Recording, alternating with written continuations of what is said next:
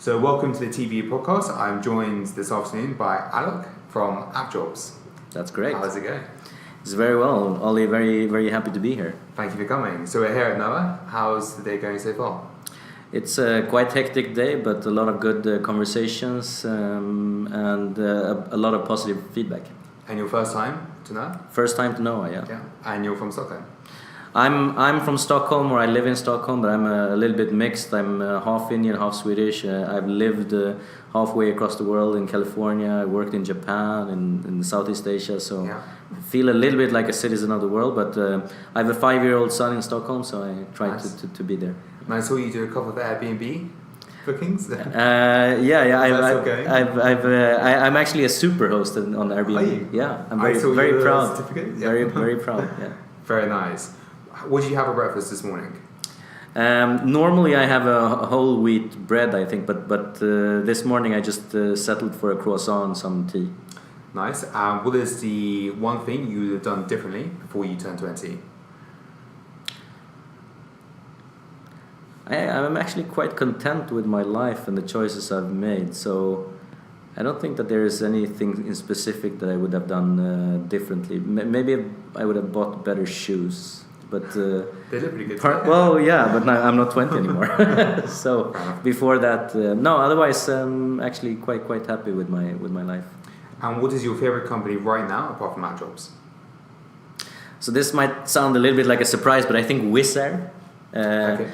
Because so we have at AppJobs we have one office in Stockholm in Sweden and the other one in Katowice in Poland. And Wizz Air has a direct flight between these two places for 10 euros. It's never late, it's always on time. It's 10 euros, which is actually cheaper than the bus fare to the airport. 10 euros from Stockholm to Katowice, Poland, yeah. Okay. So it's cheaper to fly to Poland than what it is to take the bus ride to the airport. And I have to salute them. I think they're really good at what they're doing. Not bad. Cool, so if you could just summarize your career to date in 2 to 3 minutes, what would it be? I think I have a pretty simple career, so I probably don't need 2-3 minutes. I have a background in finance, mostly because my best friend wanted to study finance. I actually thought it was quite boring, but hey, that's what I did. And then I worked for the Boston Consulting Group as a management consultant for 5 years. Lived in California then for a while working for them. Found that scalable business models are really interesting. I was the business development director for the Bisnode Group, which is a competitor to Experian, data aggregator. And most recently, I was the general manager of Uber in Sweden. Very interesting. And so you started AppJobs in 2017. Mm-hmm. What was the idea behind it? And what is AppJobs? The idea actually comes from my time at Uber. So during my time at Uber, I saw that there is this new big phenomenon called the gig economy, which is growing like crazy. And it's a little bit like a gold rush where there is a new Uber for this and Uber for that company starting every day.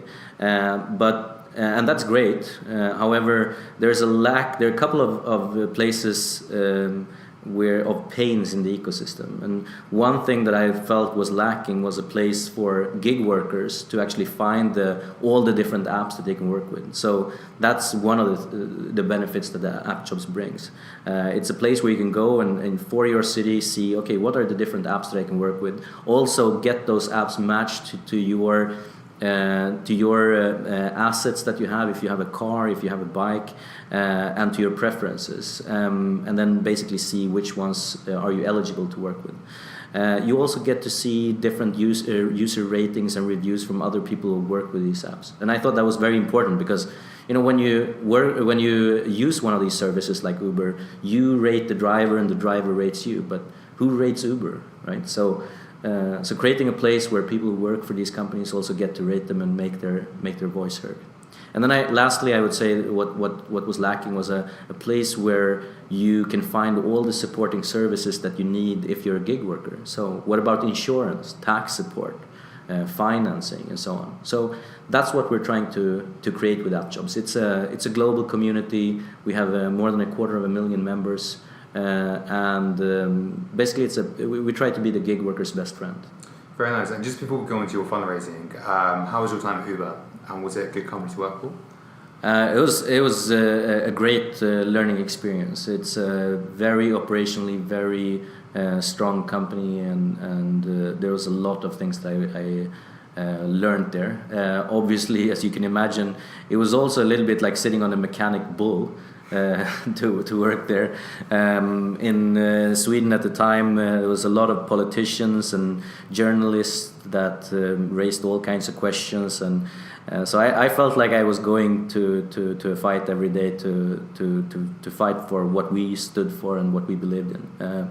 But it was a good experience for me. Yeah. Was Uber pretty big? Is it pretty big in Stockholm? Or? Yeah, it's Uber is very big and very liked. So on one hand we had all the politicians and journalists who were very critical, and on the other hand we had all the drivers and the users who really loved it. So.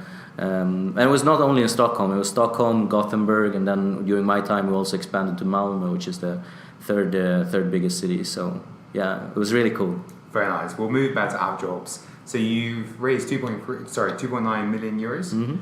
What was that fundraising experience, and who are your backers? We've actually raised money only with angels so far. We really like our angel investors. They're not only a great fan club, but they have a lot of knowledge and support, and they support us very well. It's people who have... We try to target people who have knowledge and experience from the industry, and by the industry I mean the digital space in terms of lead generation, community building, things like that. So we've gone with angel investors, and it has been very good so far. And what's the biggest mistake you made when you fundraised? I think the biggest mistake that we did when we fundraised was to start talking to institutional investors too early. When you talk to institutional investors, they are always very positive and want to talk more and want to deep dive into every which thing. But after a while, you realize that's their job. It's their job to be enthusiastic and sort of scan the market, and which is great that they do that. But you also have to be, as an entrepreneur, a little bit self-conscious and know when is the right time and not. And how many investors do you have right now? We have about 30 investors, which some people think is a lot. That's 30. Also 30, yeah. Some people think it's a lot, and some people say, "Oh, you don't try to limit the number of investors. Don't have too many investors." I don't agree with that. I would say it depends on what kind of investors you have. With the investors that we have, they're really great. They're very supportive. They have a breadth of experience that we can draw on. So we've really benefited from that. I mean, do you speak to them on a weekly basis? Are some involved more than others? Or? Some are involved more than others. It depends a little bit on what we need help with and what kind of expertise that they have. But definitely, I speak with at least one investor every week. Yeah. Okay, interesting. And you said you've got 250,000 users now. Mm-hmm. How do you gain new users, and how do you avoid the user growth from tanking? Fortunately, we don't really have that threat so much to us. I mean, we're operating in this market called the gig economy, and the gig economy is just this wave that's just growing and growing. So we're surfing on that wave, I guess. And at the same time, as I mentioned, we have all these different Uber for this and Uber for that gig economy companies, but there is the infrastructure around the market is limited. So just putting our service out there generates a lot of attention and immediately satisfies a lot of needs. So far and for the foreseeable future, we don't really see that risk. We see that it's just going to continue to grow. And if I'm a user, how does that process work? I sign up, I connect to a job. How does it work? So if you're a user, actually before you're even a user, you're at home, you're sitting on your couch, and you're like, what should I want to work and make some money with my phone this afternoon. What can I do? Well, you probably don't know about AppJobs, or if you don't, you probably Google for something like jobs like Uber. AppJobs will turn up as, do you want to find the different ways you can make money using your phone? You click onto it, you go to the city you're in, you add in your profile the different assets and preferences that you have, and boom, it will say, here are the 13 different apps that you can download and start making money with right away. And how do you get more projects on? Is it fine getting users? We need projects. So we need So at the moment we have about 700 apps on the platform for members to explore, and that number increases every day. And why does that number increase? Well, because every day there's a new entrepreneur starting a new Uber for this or Uber for that. So it's really an accelerating growth in the space. Very nice. What's the most popular job on the platform? Or most popular jobs? Probably the most popular jobs are delivery jobs. Okay. So things like Uber Eats or DoorDash, Amazon Flex, that type of thing. And what's your business model? How do you guys make money? Our core business model is a lead generation business model. So basically our corporate partners, they can choose themselves how much they want to pay and even what they want to pay for. We normalize what they want to pay to a single KPI that is comparable across companies. And then our bidding algorithm essentially reallocates exposure based on that synthetic bid, so to say. And how is the team now? We are 25 full-time employees and 10 part-timers. All in Stockholm? Half in Stockholm and about half in Poland, Katowice. Yeah. And so how do you, I guess two questions. Is the company cultures different in Poland and Stockholm? And how do you make sure everybody is still motivated and that company culture is still there? That's actually a very good question. This is a challenge to build a company, and to build a company culture. Not only the Poland-Stockholm or the Poland-Sweden difference is probably the most obvious ones, but we also have a lot of other differences. We, among our the 34 or 35 people that we employ, we have more than 10 different nationalities. And so in terms of cultural differences, we're about 50-50 male-female. I was going to say, great. And we have very different backgrounds in what we have worked with before. So creating a culture that is supporting to each other and that advances the company forward is not easy. Diversity can be a strength, but it's only a strength if you manage to overcome some of the differences that might stand in your way. And the way that we do that is we try to have a lot of open dialogue, to have a lot of direct feedback culture, and a sort of a no bullshit culture where no one gets to pretend that they understand something if they don't. Like if you don't understand something in a meeting, speak up. And if you didn't understand it when it was explained, say it again. I didn't understand it. Please tell me again. And so on and so forth. That's so I would say at the core of that is a strive for humility, and that I know that that's not maybe a cultural value that many startups try to have, but we try to have that. I think that humility is one of the most important corporate values, especially in a time where digital ecosystems are very confusing. Humility is key. And what is the biggest mistake you have made to date? We have actually had a pretty smooth ride so far. So not sure if we've had that many mistakes yet, apart from the funding one that I mentioned about talking to institutional investors too early. But other than that, it's been quite a smooth ride. We are humble to the fact that that will not go on forever. But yeah, not so far so good, I would say. And what's the grand vision? Do you want to open more offices in London? Do you want to open America? No, that the vision is not about where we have offices. I am happy, and I think that the team are happy if we can wake up every day and feel that we've helped people get a decent wage, make money, support their family, and thrive in this new economy, which is called the gig economy. If we can do that, we do that at some scale today. But if we could do that at 10 times the scale, of 100 times the scale, of 1,000 times the scale, that's really what we're aiming for. And how can you help those who maybe can't afford technology find jobs? So in Well, first of all, technology in terms of having a smartphone is becoming cheaper every day. But even in terms of other services that you need to have when you are working as a gig worker, which in a normal employment the employer would provide you, we can help the gig workers with the different assets that they need. So for example, if you want to drive Uber but you don't have a car, we can create an automatic solution space where we recommend to you, click on this button and we'll help you get the financing to get that car. So you could say that what we're trying to build with AppJobs is sort of a career portal for gig workers, where we have to do it in a very light touch and automated way in order for it to be sustainable, but where that, due to the nature of gig work, is also possible. And what have been some of the most challenging moments for you personally? In terms of working with AppJobs? Yeah, or just in general, yeah. Do you get very stressed? How do you relax?